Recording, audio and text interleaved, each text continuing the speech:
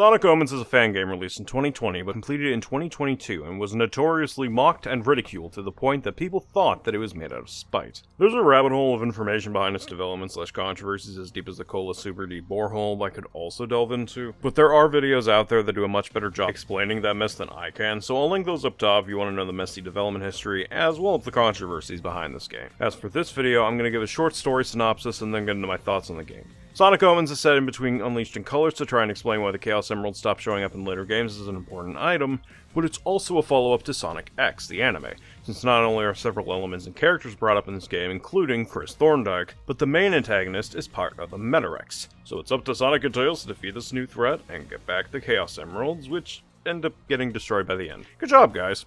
Now, on the surface, the premise is fine. Beat up the villain and save the day as Sonic. That's fine. The problem, however, becomes apparent when you dive deeper into the story. So, this game is supposed to explain what happened to the Chaos Emeralds, and the explanation is just, they destroyed it? Really? Which also means the Master Emerald got destroyed, so, you know, world's kind of fucked if they have to deal with a big threat again. But hey, maybe there isn't any— Oh, hi, Frontiers! Yeah, I guess they repaired the emeralds with duct tape or something. Ugh. Another issue I have is with the antagonist, the Exiled. Ooh, spooky. So he turned evil after Gunn went back to their less peaceful ways after Chris died. No, seriously. Fucking puddle is deeper than this shit. Actually, speaking of Chris, he just up and dies after 15 years due to interdimensional traveling? Yet the Sonic characters don't have this issue despite also traveling to other dimensions and timelines multiple times throughout this franchise? Actually, wait a minute. If it is 15 years because Chris died 15 years after the whole thing, wouldn't that make Sonic in his 20s to 30s? Yet he looks exactly the same. And so does Tails. So why is it that Chris aged 15 years but nobody else did? How does that make any fucking sense? Also, I guess Eggman hasn't aged a fucking day.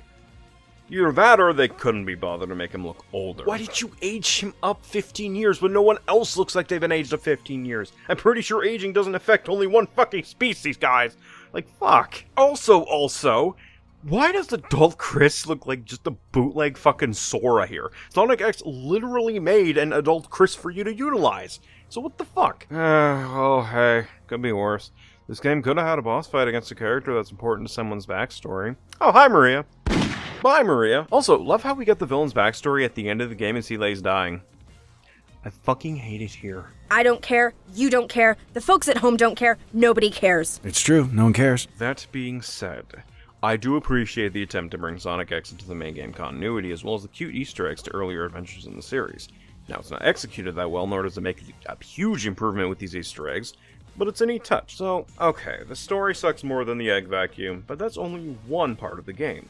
How are the graphics? Pretty good, actually. If you completely ignore the character models, which are mixed across the board. The lighting and backgrounds are pretty good for the most part, the levels look pretty, and the shot compositions are handled relatively well. So even if the story is hot ass, at least the game itself looks nice. The gameplay is also good, if you ignore certain elements. The Sonic stages are really damn fucking good, and some of the Shadow stages are pretty decent for the most part. And then there's the Tail stages. Oh my god. After playing this shit, I don't want to hear dick about the SA2 Tail stages being bad. Because this shit is atrocious! The damage you take from enemies can be fucking ridiculous at points. Some of the portions of the stages can fuck all the way off, like this segment of Weeping Rook where you have to kill the main enemies multiple times in order to move on to the next part of the stage. Sometimes you miss your shots and they attack you, and these fuckers can drain your health faster than 06 can drain your will to live. Oh, and on top of all that, some hazards can one-shot your ass like these purple flames. What the fuck is that plane made out of? Eyelashes? Say what you will about Tails' SA2 stages, but I can at least control my movement in that game with the 1% chance of it fucking up. In Omens, however, it's a 1% chance that something doesn't go wrong while I'm doing the Tails stages. So everything so far has basically been a mixed bag. Is the audio at least good? Well, like everything else, there are some parts that are good, and some parts that are equally fucking terrible. The soundtrack is genuinely amazing, downright incredible. And then there's the voice acting. Bad delivery, some characters sound way too much like the 4Kids cast instead of just doing their own take on the character. And then there's Shadow's voice actor, who not only tries too hard to be like the 4Kids actor, but he also delivers a performance more wooden than mine. Rouge, are you there? Where's the objective's location? Yes, Rouge. continue tracking my signal. I'm on my way. He's even managed to get to Juan's bedside. You... Why? Liar! So yeah, even the good elements of this game are outshined by a lot of the bad. But does that mean it's terrible? No, just mediocre at best.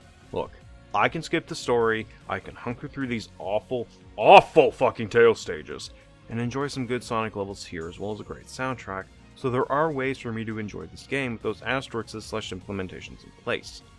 But even after all of that, it still only makes the game mediocre at best, like I said. And yet, despite all of that, I'd still rather play this than Forces than 06. Because even with the bad elements of Omens, I can at least crack jokes at it, and there's some potential here. Forces is so fucking boring and bland, and 06 is not only boring, but a fucking test of patience to fucking get through. Here, however, it's 2 hours of a mixed bag with some decent concepts and clear love for the franchise sprinkled in. Now, does that make this a spite work? Well, yes and no. Yes, because the team literally admitted they finished the game out of spite. Not how I said finished and not made. There's a difference. But also, no, because I can see that this game was made with no ill will or hatred towards the franchise, as it not only pays homage / tributes to several parts of said franchise, including the anime, but it also tries to tell a story similar in tone to the first 2 adventure games. No, it did not execute this plan all that well. But I don't see much spite in this project. Just a badly executed product, and absolutely a controversial one at that. I'm not gonna fucking sit here and deny this game is not controversial. It absolutely is. But spite? That's a very tricky thing to determine here. Now, like I said, Omens is mediocre at best. But I do honestly hope that the dev team learned from this experience and are able to make their next product even better.